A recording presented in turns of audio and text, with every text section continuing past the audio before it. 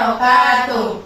Perkenalkan, kami dari kelompok 4. Kami akan presentasi mengenai analisis sejarah sastra angkatan 50-an. Pertama-tama perkenalkan kelompok kami. Saya Andin Trihapsari sebagai moderator. Saya Natasha Putri Nadifa. Saya Inka Febrianti. Saya Bella. Saya Rindiani. Pertama, kami akan menjelaskan mengenai sejarah lahirnya angkatan 50-an yang akan dijelaskan oleh Bella. Kepada Bella dipersilakan. Baik, di sini saya akan menjelaskan mengenai sejarah lahirnya angkatan 50-an. Jadi, angkatan 50-an lahir pada era pasca kemerdekaan Indonesia sekitar tahun 1950-an. Pada masa ini, karya sastra Indonesia mulai memasuki periode yang berbeda setelah kemerdekaan pada tahun 1945. Penulis dan seniman angkatan ini berusaha menggambarkan dinamika masyarakat Indonesia yang baru merdeka, baik dari segi politik, sosial maupun budaya. Kemunculan angkatan ini juga dipengaruhi oleh organisasi-organisasi sastra seperti Gelanggang Seniman, Merdeka, dan majalah sastra Kisah yang didirikan oleh Habib Jasim, yang berperan besar dalam mempopulerkan karya-karya sastra modern Indonesia. Di era ini muncul banyak sastrawan yang tidak hanya menulis tapi juga menyuarakan gagasan kebebasan dan perjuangan identitas bangsa. Mungkin itu saja yang bisa saya jelaskan. Baik, selanjutnya tentang karya-karya angkatan 50-an yang akan dijelaskan oleh saya sendiri.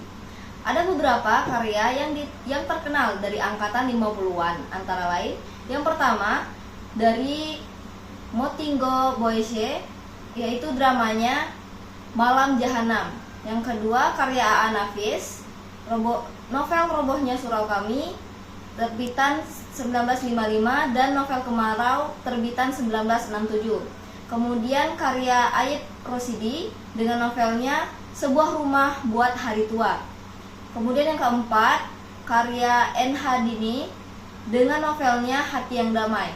Kemudian yang terakhir, karya Mokhtar Lubis dengan novelnya Jalan Tak Ada Ujung. Baik, selanjutnya tentang ciri-ciri angkatan 50-an yang akan dijelaskan oleh Natasha. Kepada Natasha dipersilakan. Ciri-ciri karya angkatan 50-an ada beberapa jenis. Yang antara lain, yang pertama tema kebebasan dan pemberontakan karya-karya angkatan 50-an.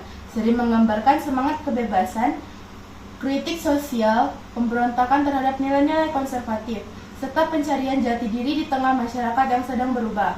Yang kedua, gaya bahasa modern penulis-penulis angkatan ini mulai meninggalkan bahasa kiasan yang terlalu klasik dan lebih memilih bahasa yang lugas, langsung dan terkesan modern. Yang ketiga, realitas politik dan sosial. Banyak karya yang terinspirasi dari kondisi sosial dan politik Indonesia saat itu, seperti kehidupan pasca kemerdekaan, perjuangan rakyat, serta konflik ideologis.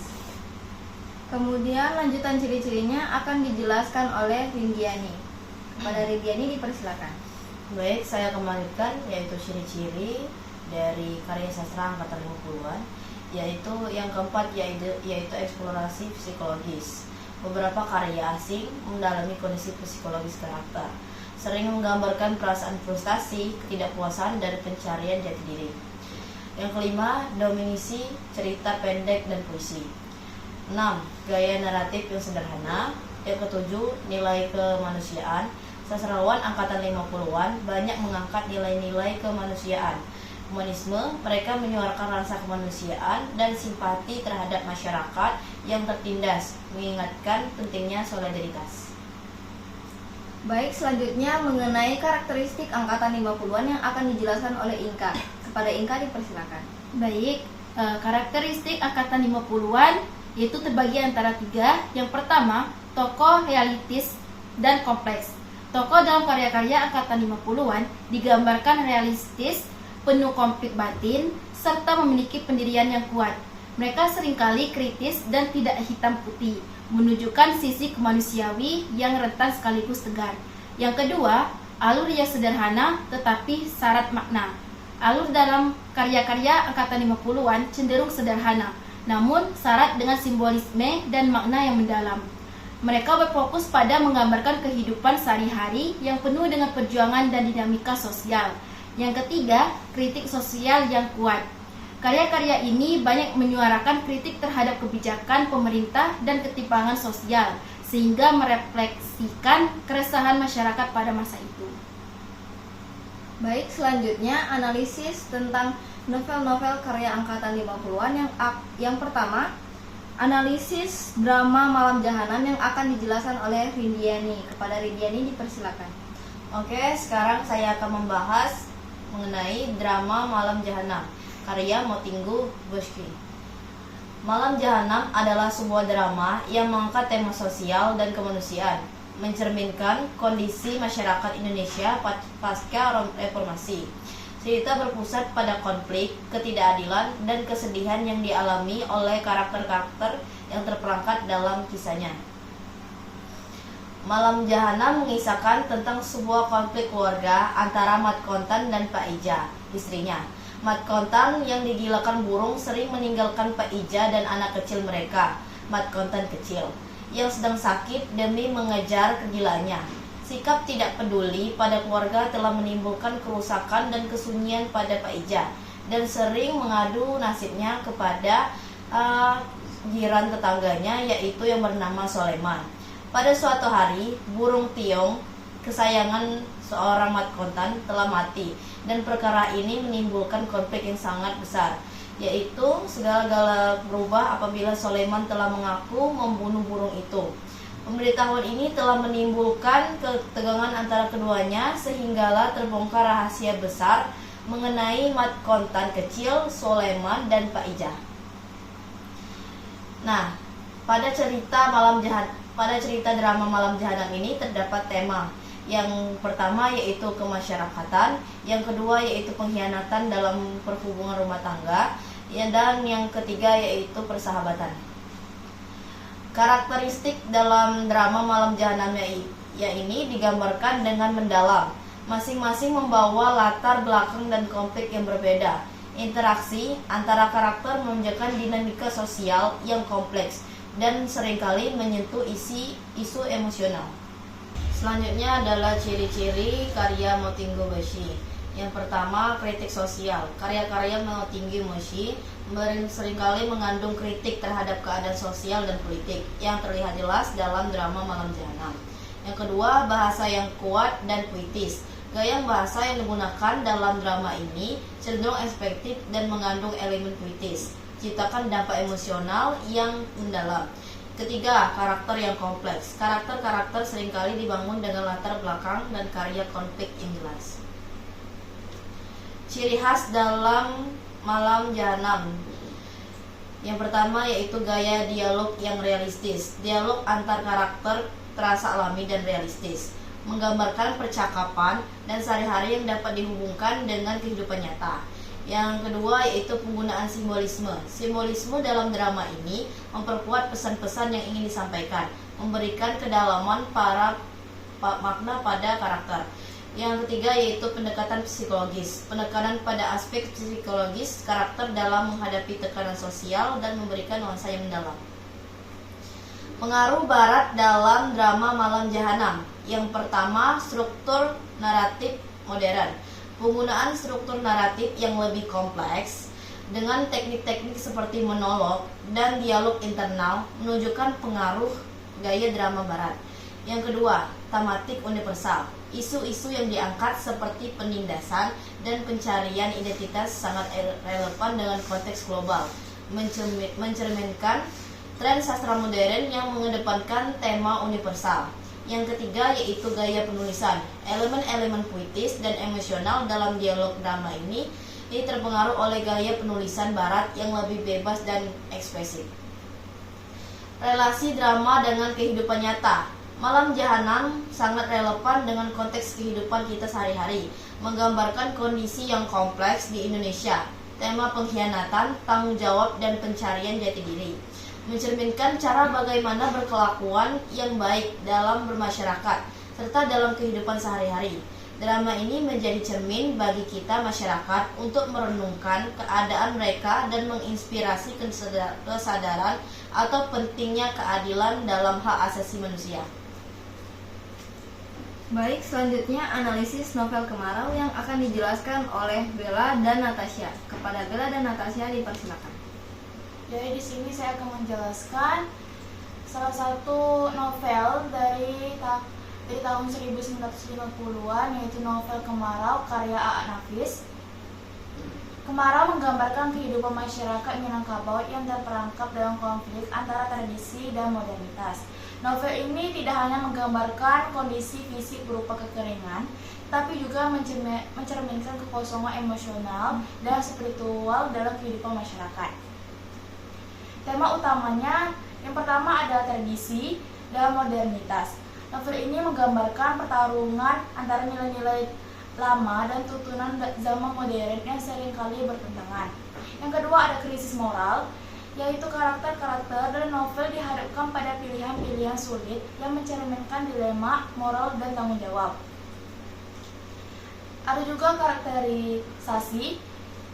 Karakter-karakter dalam Kemarau dibangun dengan mendalam, masing-masing membawa konflik batin yang kuat. Mereka berjuang dengan ekspektasi sosial dan tuntunan pribadi, menciptakan dinamika yang kompleks.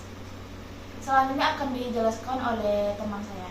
Ciri-ciri karya Nafis. Yang pertama, penggambaran budaya lokal. Nafis mengangkat nilai-nilai dan tradisi Minangkabau, memberikan kedalaman pada karakter dan situasi. Yang kedua, bahasa puitis. Gaya penulisan Nafis yang puitis dan penuh metafora memberikan keindahan tersendiri pada narasi. Yang ketiga, konflik emosional dan batin. Seringkali karakter dalam karyanya berjuang dengan dilema internal yang mencerminkan kondisi sosial. Selanjutnya, ciri khas dalam Kemarau. Dalam novel Kemarau, simbolis kemarau sebagai simbol dari kekeringan hidup, baik fisik maupun spiritual, menciptakan resonansi yang kuat. Realitas sosial, penggambaran kondisi sosial dan hubungan antar karakter menciptakan nuansa realistis dan yang mendalam. Pendekatan psikologis, memperlihatkan psikologi karakter dalam menghadapi tantangan hidup, memberikan dimensi tambahan pada narasi. Pengaruh Barat dalam novel Kemarau. Struktur yang pertama, struktur naratif modern, penggunaan struktur naratif yang kompleks dan eksplorasi psikologis karakter yang menunjukkan pengaruh sastra barat. Yang kedua, konsep individualisme, karakter yang menghadapi pilihan hidup yang berdampak pada diri mereka sendiri, mencerminkan pemikiran barat tentang individu dan kebebasan. Yang ketiga, isu sosial yang universal. Tema konflik antara tradisi dan modernitas dapat dilihat sebagai respon terhadap pemikiran barat yang lebih luas mengenai perubahan sosial. Relasi novel dengan kehidupan nyata.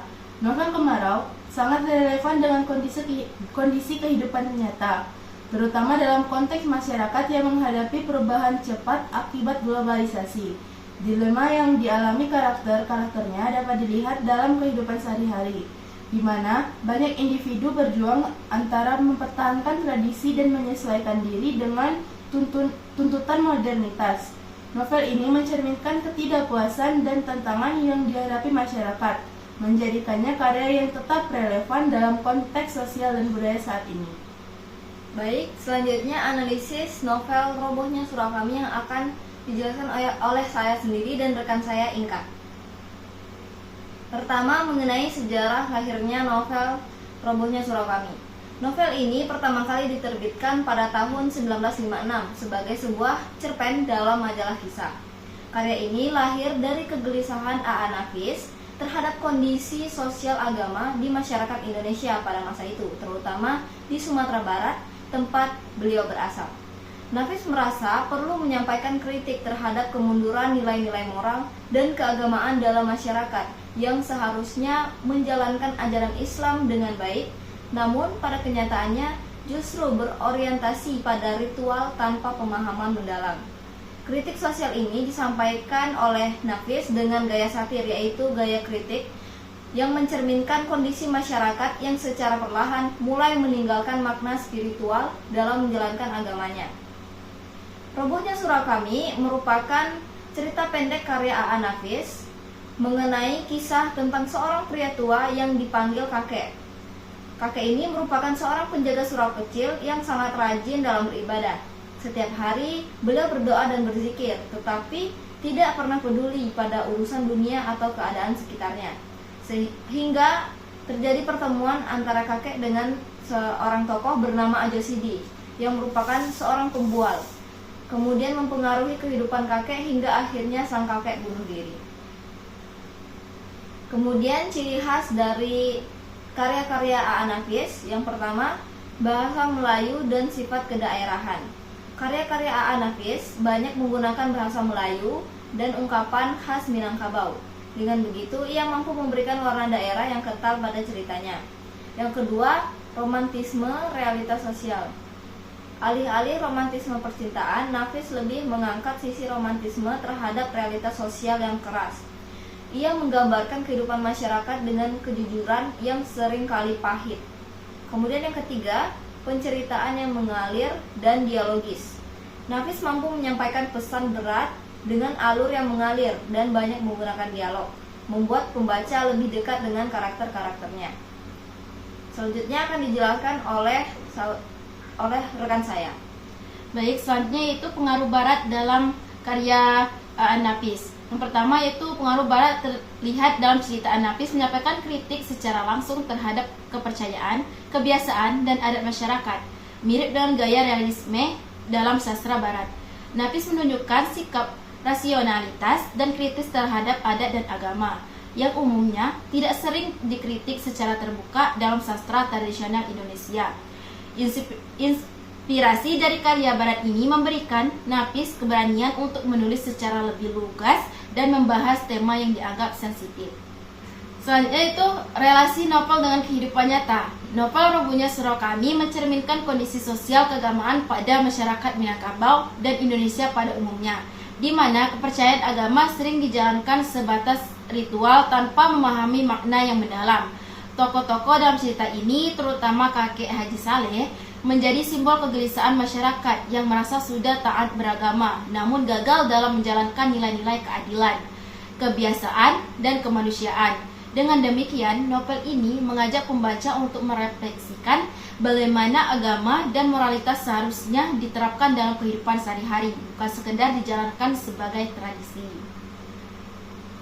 Baiklah, mungkin itu saja penjelasan dari kami mengenai angkatan 50-an.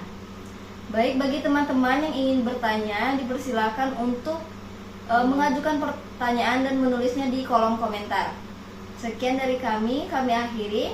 Wassalamualaikum warahmatullahi wabarakatuh.